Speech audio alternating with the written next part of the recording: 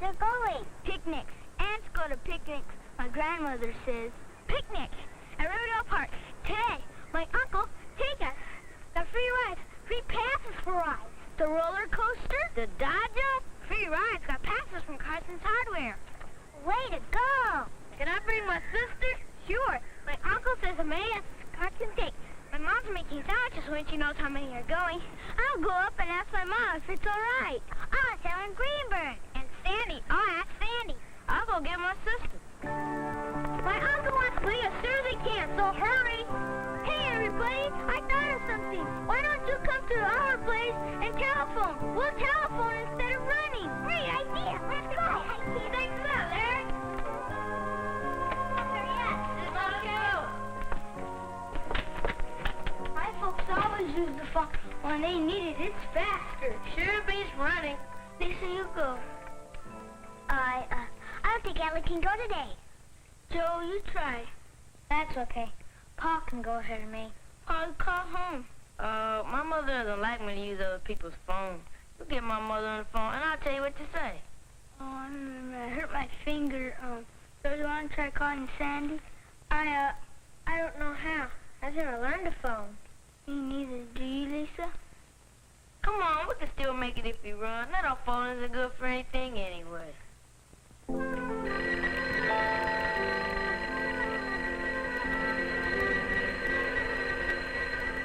at the phone. It's like magic.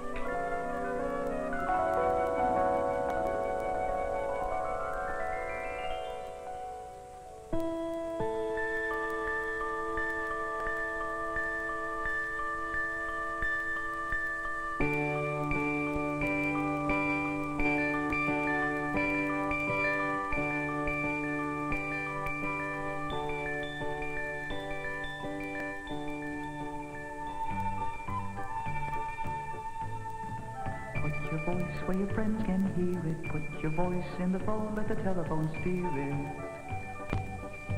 Send your voice across the miles. Cheerful words are like friendly smiles. Wow, it looks like a tunnel. Where do you think it goes?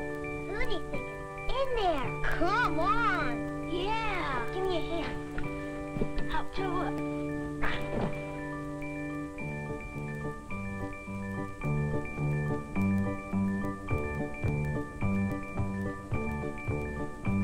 Hi, everybody.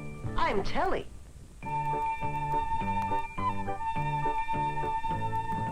Put your voice where your friends can hear it. Put your voice in the phone, let the telephone steer it.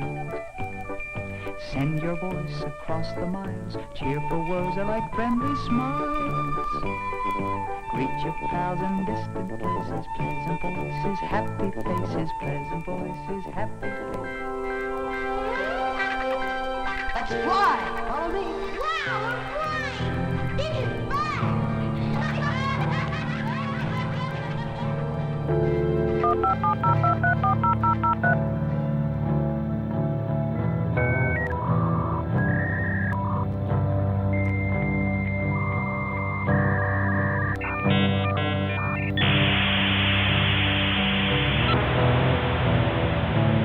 There's no handle.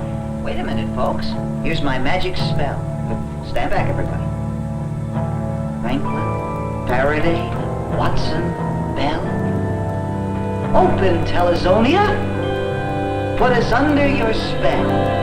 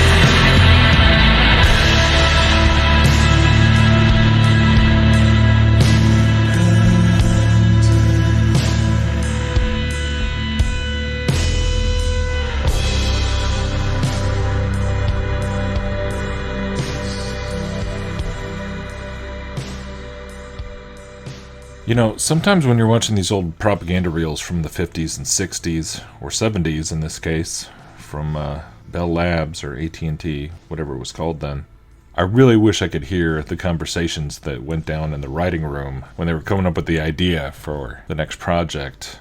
And somebody raised their hand and said, hey, why don't we have a character named Telly who could show them the wonders of modern telephones in a magical land called Telezonia.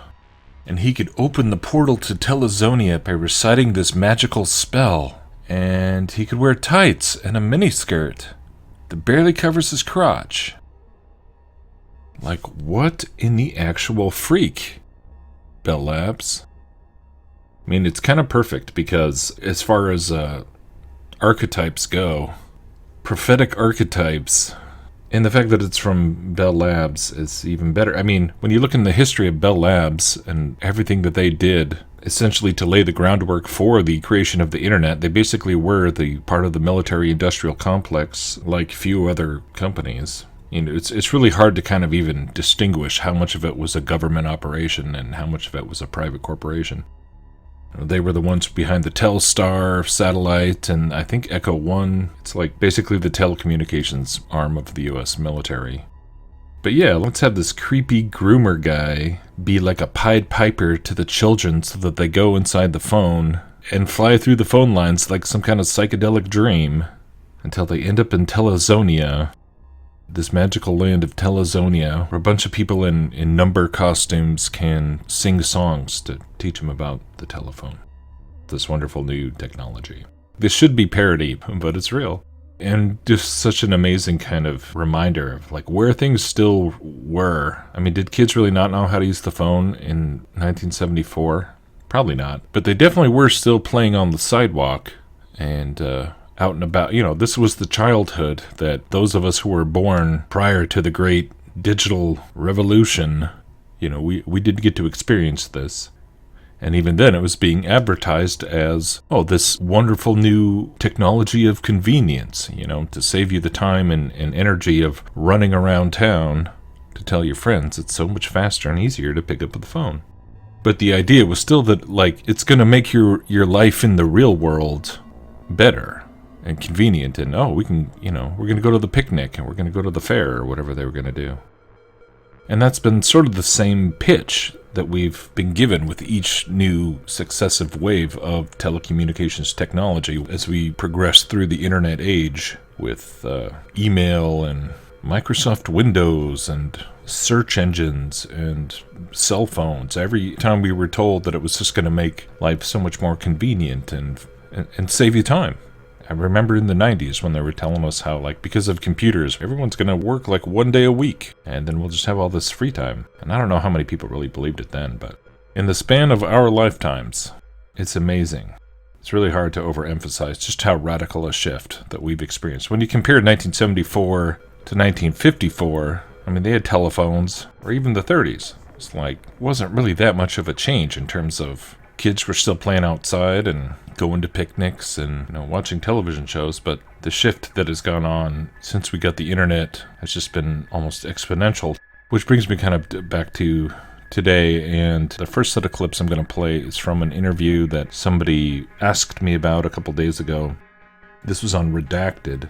It was an interview with James Martinez, who's a self-described whistleblower talking about nanotech and how it relates to BCI, or brain-computer interface, otherwise known as the Internet of Bodies. So if I understand this, well, maybe you can explain it to me like I'm a 5-year-old, which is what they're trying to do to us now. So we've got many people who went and got the shots, having nanoparticles, manipulation of their DNA. We know that to be true now. But beyond that, the cell phone towers, the 5G towers, the constant bombardment of electricity into our lives, the cell phones, all of that. What is the goal? I mean, I think a lot of people might picture like a Dr. Evil sort of sitting there, you know, in an underground bunker. Well, what are we seeing here? It's to upgrade or alter our species while killing it off. And it's been decided by multiple groups of people. It's not just one single person. When people hear about the World Economic Forum, that's the public arm of the people that have been asked to be in those positions, of people that have decided they want to reduce global population and they want to completely alter what it means to be human. So you have people, spokespeople like Noah Harari, coming out and making statements about hackable animals, which are humans. And you're seeing the ongoing preparation for the separation or division of your divine incarnation, your right to be associated with godhood. That's being removed. So they're going to create a synthetic, different silicon-based type of human that is fused with technology. Either they'll be chipped or they can use other tools to use behavior modification. And what that's going to do, basically, it's going to dissolve the boundaries between your inner world and your outer world. That's what it's going to do. So because we understand everything the will be extinction level of accelerated. What we're talking about here is, are we talking about the killing of people or the mind-altering control of people? If I want to get rid of you, I can kill you and then you're dead, right? But if I also want to get rid of you, I'll just alter you. And then I can accelerate your death because I'll have complete control over you, mentally, physically, and your nervous system. And if I want to put you to bed early or kill you off or reduce your life, I can do so. And that's what they're doing. It's just one tool in the toolbox that is being used to reduce population reduction, but it's the most lethal and the most dangerous for humanity. This is the breaking point underway. So when you see interviews with the head of Palantir talking about the biggest, most gigantic surveillance system being put in place, he's not talking about the ecological effects of what that's going to do. This is why a lot of people are saying, this guy's the Antichrist, and they mean it, because he's aiding and abetting the end of your free will, the end of your own cognitive liberty to make decisions based upon your own thoughts, your own ideas, your own history, everything. That's what they're doing. Because what's going to happen is, like, when people are carrying their cell phones and all their apps, they all upgrade. You agree to the terms. Nobody reads the terms. Right. And anything on their phone. They don't even read the terms of all their credit card agreements. Nobody reads terms. And they're counting on this by voluntary compliance to walk into this so that they're not responsible for the damage that's going to be done to you and is ongoing right now with people all over the world with this advances. Because when 6G comes in and it's common, we're done. We're done. So is it one? I want to talk about the who behind this. When we talk about the CIA, MK Ultra, like, is it Palantir? Is it the World Economic Forum? Palantir, Google, using NGOs? DARPA, the Department of Defense, military in Europe, the Soviets. Everybody's involved in this because it's the high ground of warfare.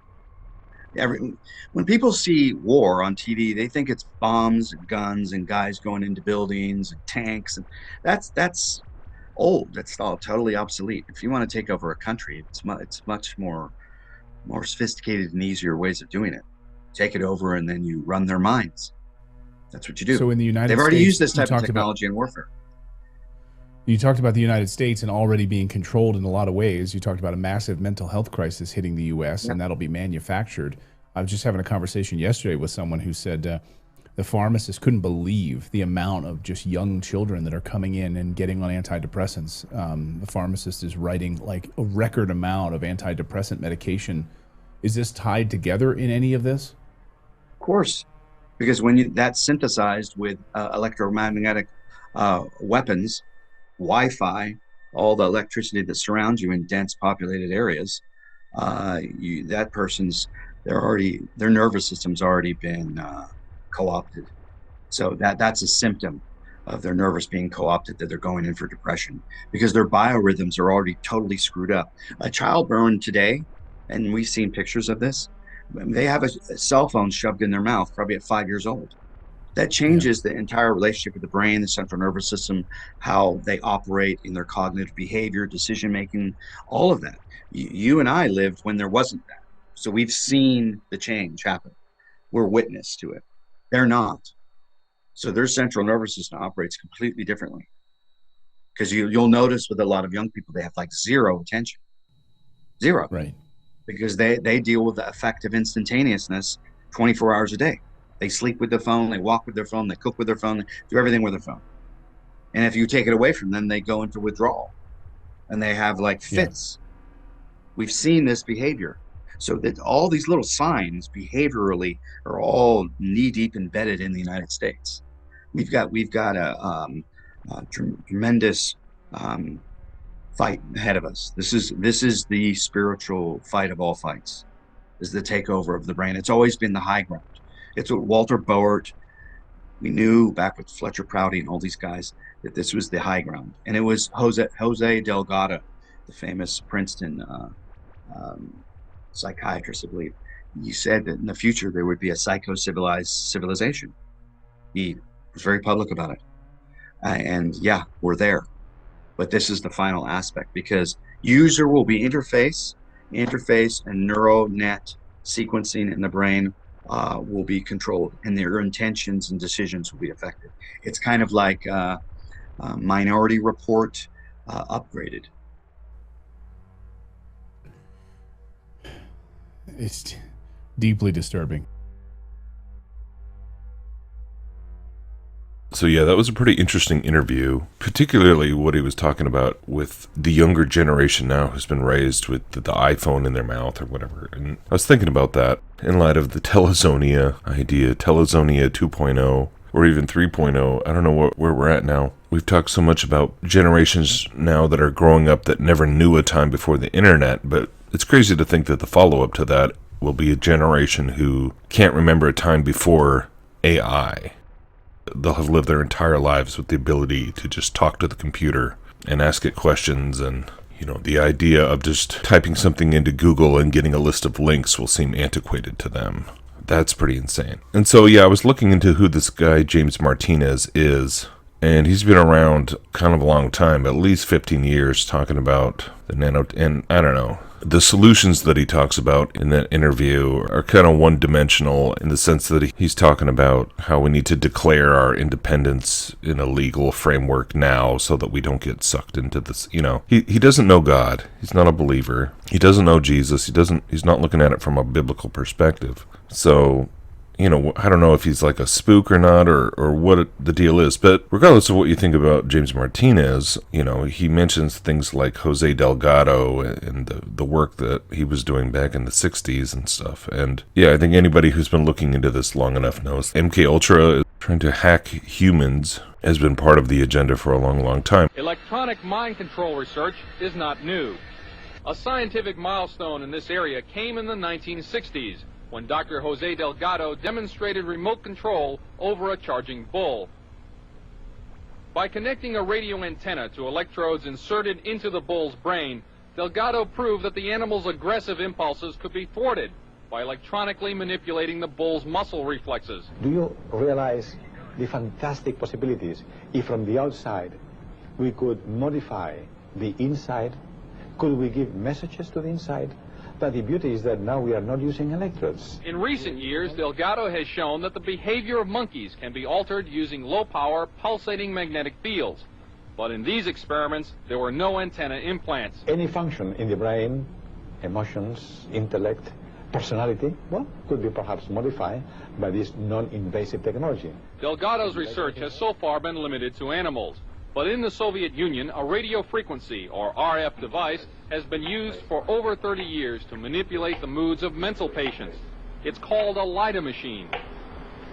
It radiates pulses of radio frequency energy, as well as light, sound, and heat.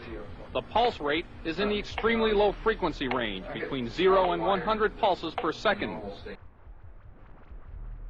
A woman who has been paralyzed for 20 years has now been able to use a computer using just her mind. This is thanks to Elon Musk's Neuralink. Check it out.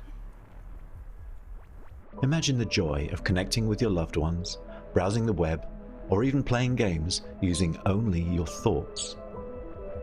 This is made possible by placing a small, cosmetically invisible implant in a part of your brain that plans movements. The device is designed to interpret your neural activity so you can operate a computer or a smartphone by simply thinking about moving. No wires or physical movement are required.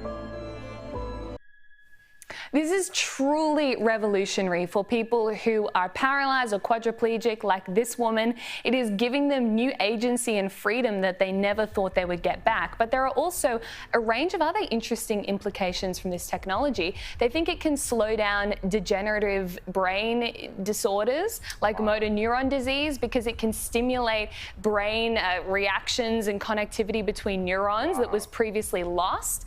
It can bring back vision even, and it can also have really interesting benefits for mental health because they think it will actually be able to modulate brain activity during depressive episodes or for schizophrenic people. So this truly is, I mean, talk about the next revolution in medical technology.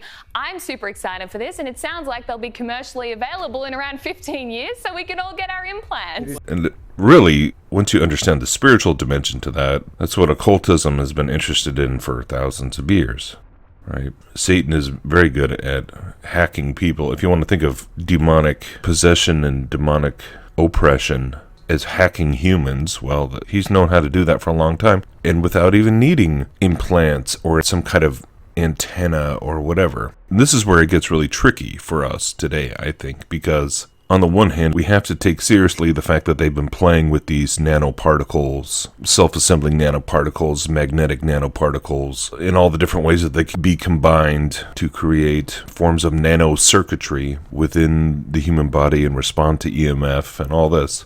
And, I've been grappling with this since basically, I think, 2021, when I started really looking into what is in these injectables and what the heck is a lipid nanoparticle, and realizing how much was actually out in the open about nanotechnology. And it was extremely disturbing, as Clayton Morris said. It is extremely disturbing even before you get into the speculative side. Just the things that they think they can do, in medicine or cancer treatment or whatever. We saw with Project Stargate, Larry Ellison talking about, we're going to have tailor-made mRNA cancer vaccines because of AI. I mean, it's insanity.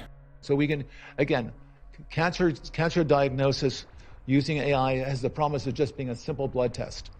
Then beyond that, once we gene sequence that cancer tumor, you can then vaccinate the person, design a vaccine for every individual person to vaccinate them against that cancer. And you can make that vaccine, that mRNA vaccine, you can make that robotically, again using AI, in about 48 hours. So imagine early cancer detection, the development of a cancer vaccine for your particular cancer aimed at you, and have that vaccine available in 48 hours.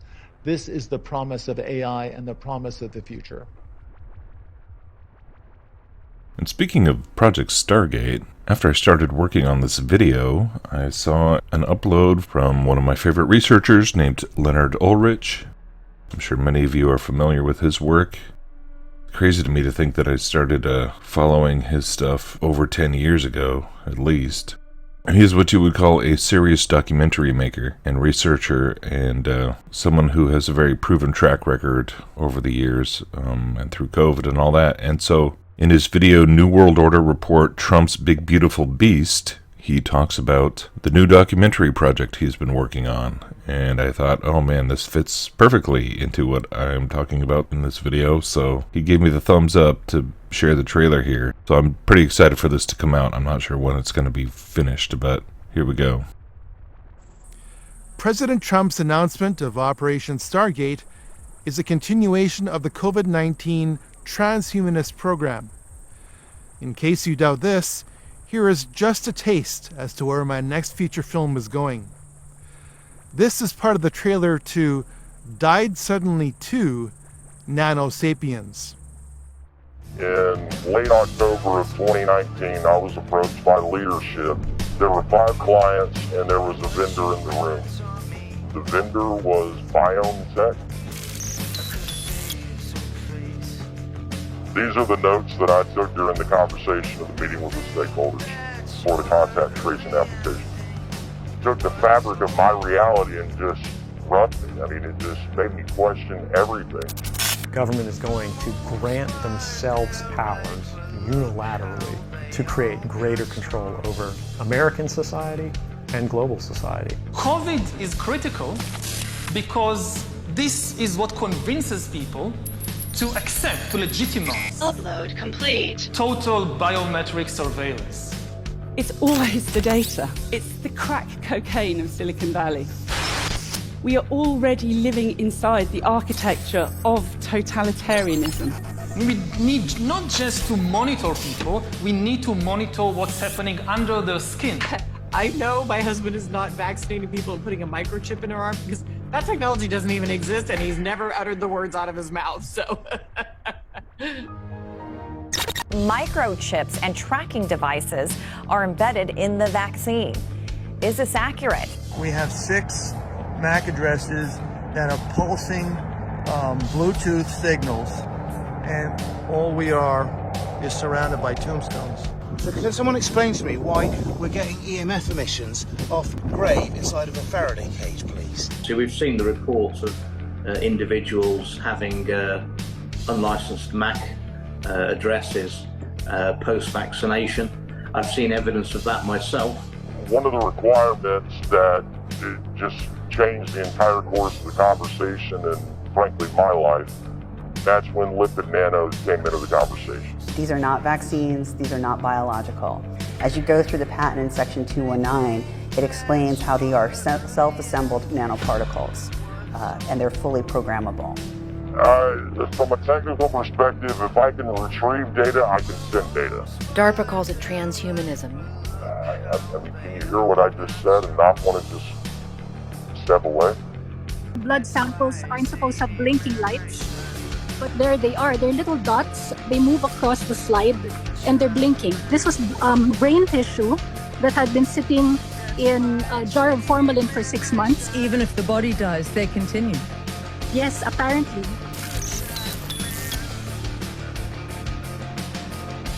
All of your biometric data, your location, your privacy, it's gone. If you took the vaccine, you are the router. You are a communication device now.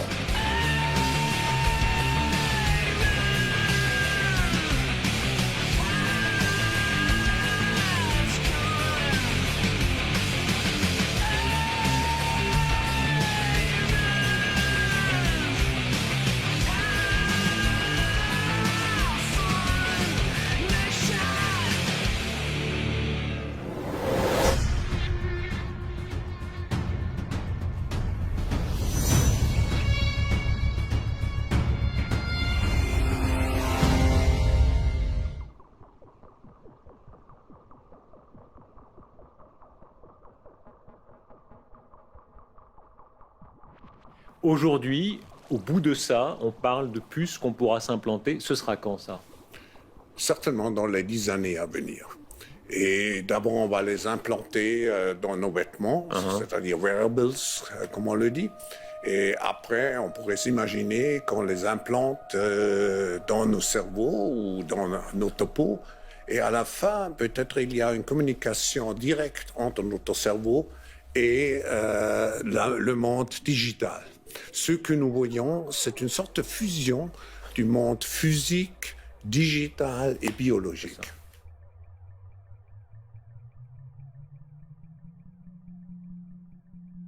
We're about to launch one of the biggest advertising campaigns in HHS history to encourage Americans to use wearables. It's a way of people can take control over their own health. They can take responsibility. They can see, as you know, what food is doing to their glucose levels, their heart rates, and a number of other metrics as they eat it. And they can begin to make good judgments about their diet, about their physical activity, about the way that they live their lives. We think that wearables are a key to the MAHA agenda, making America healthy again. And we are going to, my vision is that every American is wearing a wearable within 4 years. So what do you think about the use of artificial intelligence or lavender by the IDF in identifying Hamas targets? Look, I'm not, without going into all the I'm not on top of all the details of what's going on in Israel because my bias is to defer to Israel. It's not for us to second guess everything, and I believe that broadly the IDF gets to decide what it wants to do, and that they're broadly in the right. And along with the Lavender system, there is the Habsora AI system, which means the gospel, which is an AI tool created to address the human issue of running out of targets. Habsora generates up to 100 targets per day. Both these AI systems use Palantir's advanced surveillance technology to track every person's phone records, social media, and movement patterns. Palantir's tech is used by the U.S. military and local police departments. It is the premier tool for mass surveillance. When running for his first term, Trump was saying he would implement a biometric tracking system. We will finally complete the biometric entry-exit visa tracking system, which we need desperately. We will ensure that this system is in place. And I will tell you, it will be on land, it will be on sea, it will be in air. We will have a proper tracking system. Palantir co-founder Peter Thiel donated $1.25 million to that campaign, and he donated $15 million to J.D. Vance's 2022 Ohio Senate campaign. Palantir has significant ties to the CIA, starting in 2004 when the CIA's venture capital arm, In-Q-Tel, gave Palantir $2 million. Palantir's Gotham platform was developed by and for the CIA. Initially, the CIA was Palantir's sole customer for several years. Palantir is the CIA's surveillance tool. And now, Palantir is to create a system for the federal government that will monitor every American under an AI system, linking Social Security, the IRS, and immigration into one centralized system. It will be using its Gotham software, developed by the CIA, to track and condition human behavior. Most of yesterday's alternative media support this. For those who can still think clearly, this is as dystopian as it gets. But there are many fools who are content that the fascist society being put into place will not be woke. But don't be surprised if it comes with a carbon tax and an American version of a social credit system. Greg Reese reporting.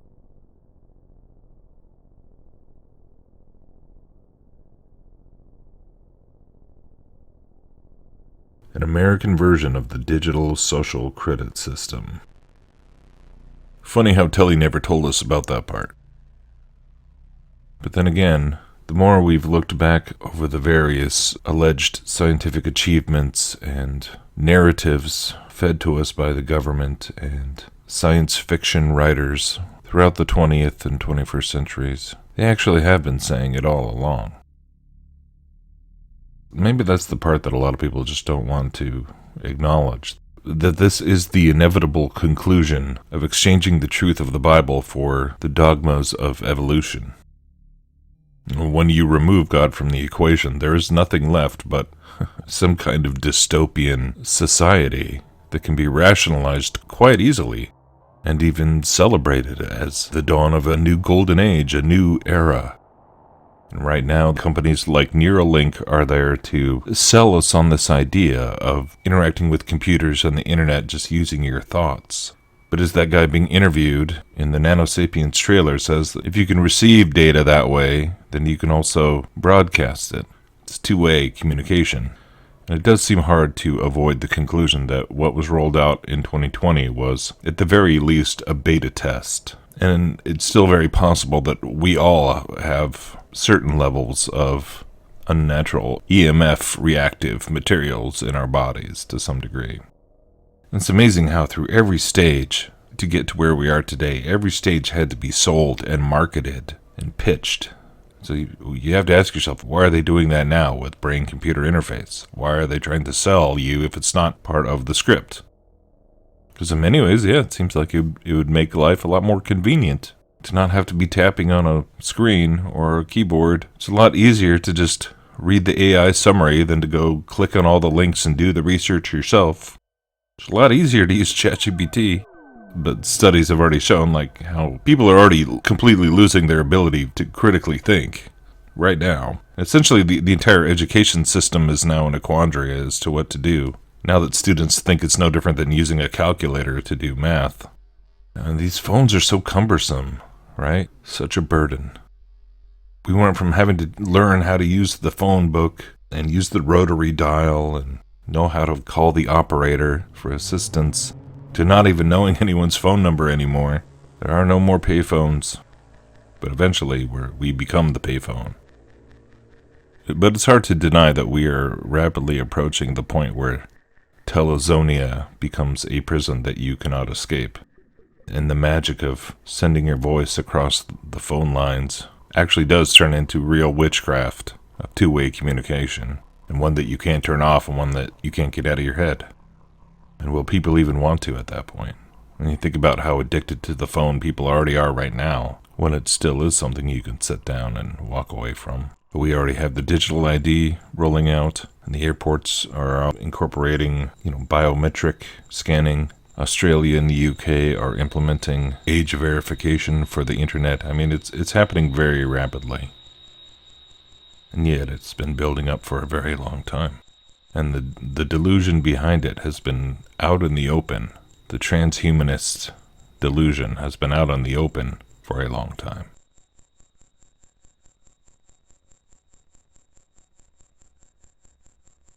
It's been a night and a day of triumph for a surprising number of people in a surprising variety of professions. But as we have seen, few have more reason to feel vindicated than that literary subspecies, the science fiction writers. In London, Mike Wallace spoke with one of the most visionary and perhaps poetic of the breed, the author of the Martian Chronicles. This is Ray Bradbury, for me the most evocative, the most persuasive of the science fiction writers. He has gone to space, he has lived in space, in his fertile imagination, off and on, since he was a boy of 9. Is this the way that you wrote the script? I think it is, Ray Bradbury. Yes, and a lot of other people before me. Jules Verne and H.G. Wells, the great-uncles and grandfathers of all of us. When I was down in Houston a few years ago, I discovered in meeting the astronauts that they had read Jules Verne, they had read H.G. Wells, and in a few cases they had read some of my work, which made me feel very good at the time. But it is astonishing, really, because they are following a script that seems to have been written by various writers over a period of the last half-century. Yes. Well, I look upon the function of the science fiction writer as being the romantic who starts things in motion, and the astronauts are the actors who come along and flesh it out and put bones inside the dream. You have said that a single invention, the rocket, is redesigning mankind. Would you elaborate on that?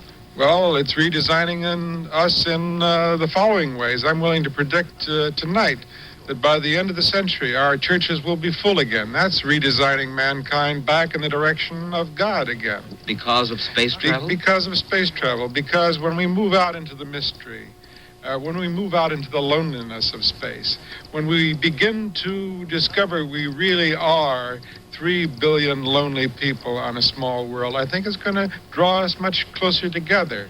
Some people suggest that the very fact that we have now gone into space and have been on the other side of the moon has proved that there is no, well, the Russians themselves have said that proves that there is no God up there. Well, they're welcome to use any cliches they want to use, and in turn, I hope to be allowed to use my newer cliches. I believe firmly, excitingly, that we are God himself coming awake in the universe. In other words, we exist on a very strange world that we know nothing about. Our theologians have tried to help us understand this. Our scientists have tried to help us understand this. We know nothing. We start in ignorance. Can man ever feel at home elsewhere than on Earth? Yes, and he's going to make himself at home first on the moon, then we're going off to Mars, and then we're going to build ourselves large enough ships to head for the stars. And when we do reach the nearest stars and settle there, we'll be at home in the universe. That's what the whole thing is about. This is an effort on the part of mankind to relate himself to the total universe and to live forever. This is an endeavor to... Wait a minute. Live forever, you To live mean? forever. This is an effort to become immortal. At the center of all of our religions, and all of our sciences, all of our thinking over a good period of years has been the question of death. And if we stay here on Earth, we are all of us doomed, because someday the sun will either explode or go out. So in order to ensure the entire race existing a million years from today, a billion years from today, we're going to take our seed out into space and we're going to plant it on other worlds. And then we won't have to ask ourselves the question of death ever again. We won't have to say why existence, why life, why anything. We will stop questioning in those fields.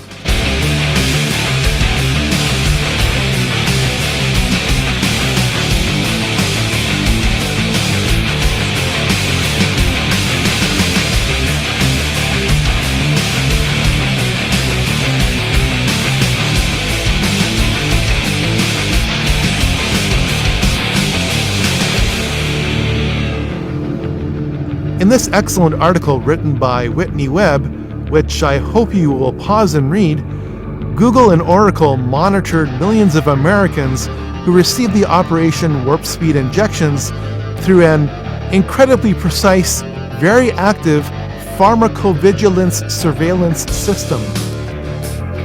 To this day, we do not know exactly what was being monitored and exactly how it was being monitored.